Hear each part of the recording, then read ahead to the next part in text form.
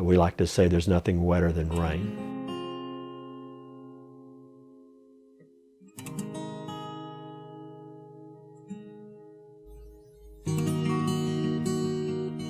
People maybe don't realize that just one rain this summer, maybe 2 rains, was worth $500,000 to us.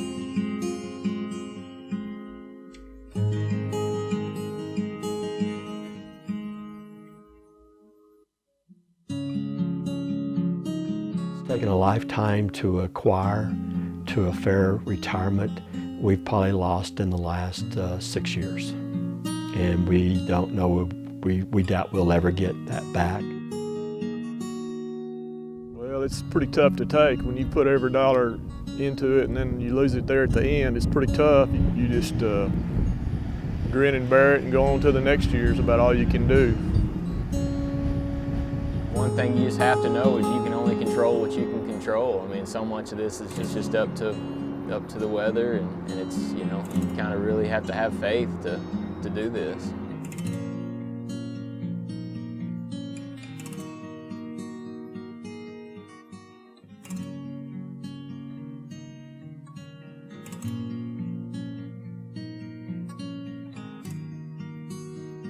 We're just drying out from several days of rain that came at an inopportune time for local and area cotton farmers.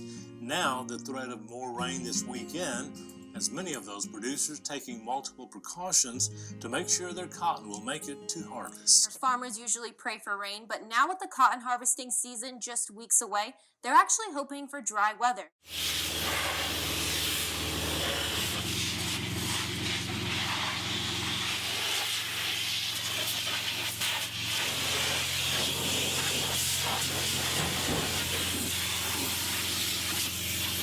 We'll have dry years, but this year was exceptionally dry. We were probably as dry as we've ever been.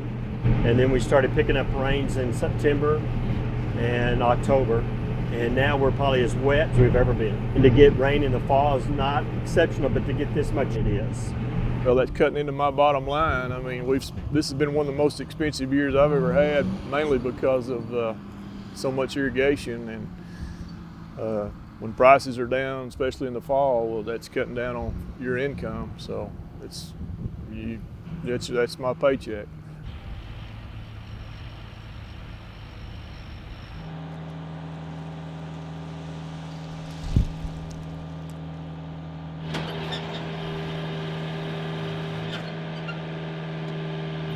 Of course, this part of the world, you know, you don't want to turn down a good rain, but too much of anything is not good, you know, especially when the crops are ready to start harvesting.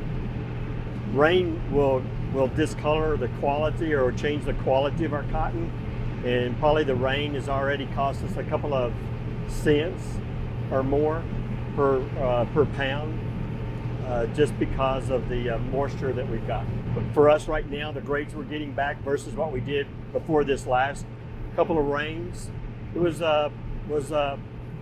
probably 2 or 3 cents a pound.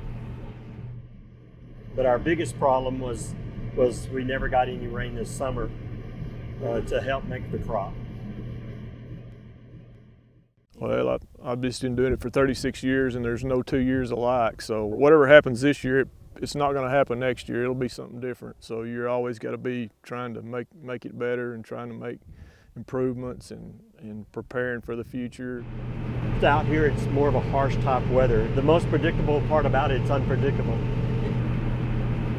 But moisture at the right time, and for a farmer, that's hard to say when that is, you know. We get pretty picky, but we always take a good rain. When I say a bad rain is one that has hail real hard, because it'll destroy our crops. Sun shines and the heat of the day, the rain, the fall, the spring, summer, everything. It all plays a part.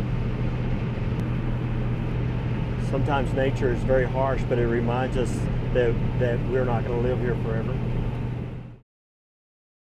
It's really hard work, and there's so much that you can't control as far as what makes it hard. I mean, lots of it's timing. I mean, when something needs to be done, it has to be done right then. I mean, it doesn't matter, you know, what else you have going on. I mean, it's just a job that you have to get it done when it's time to do it.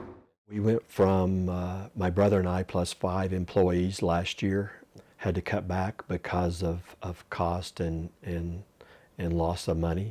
This is a used cotton stripper. It's a 16 model, and it cost $575,000. I guess the biggest deal for us is the relationship between what we get for our commodities and the cost. We pay for a lot of technology that has been very costly above what we save, plus what we make off the crop production-wise. Back not so many years ago, a bag of seed might be anywhere from $30 to $50 a bag, to where it's $400 a bag now. It does make more, but doesn't make that much more, especially for the price. It's made it where a person my age can stay all day on the equipment and run, you know. So that part's been very nice. The average age of a farmer is, I'm not sure what it is, but it's definitely, it's up there. So through the FSA has a lot of programs for beginning farmers and people to try to keep people in it, because there has to be farms to grow food and fiber, you know, like cotton. It's hard to get these young guys to come back, and it's hard to make a living, you know. And you're up against, I mean, pretty stiff odds to do it on your own. It takes a lot of money to get this thing going, and if you don't have some help, it's hard to get started. So you've almost got to have some farming background somehow to get started. It's tough. And yet, I mean, prices stay this cheap and stuff. It's just not so profitable. The government's giving opportunities for young people to go by and giving them terms to where it works. But those opportunities weren't given to us when we were growing up. It's a good life, but it's just not for the risk and the money we spend for what it takes to make a crop. The last 4 or 5 years have almost taken everything that we've spent a lifetime trying to make.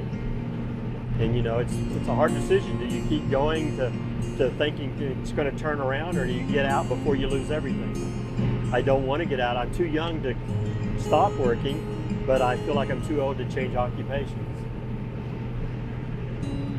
I'm a 4th or 5th generation farming, and my brother and I, our kids will not farm. I raised my kids to get an education and move on, because to be able to do this, you've got to really, it's not an 8 to 5 job, it's not a weekends off. You've really got to be involved and be thinking and preparing all the time. Plans are probably anywhere from 5 to 8 to 10 years maybe. I'm partners with my brother. He is younger than I, and obviously waiting till he's able to be of retirement age, and which will make me, you know, close to late 60s, 70 or so. We'll just see. If things continue like they are, it may end a lot sooner than we think.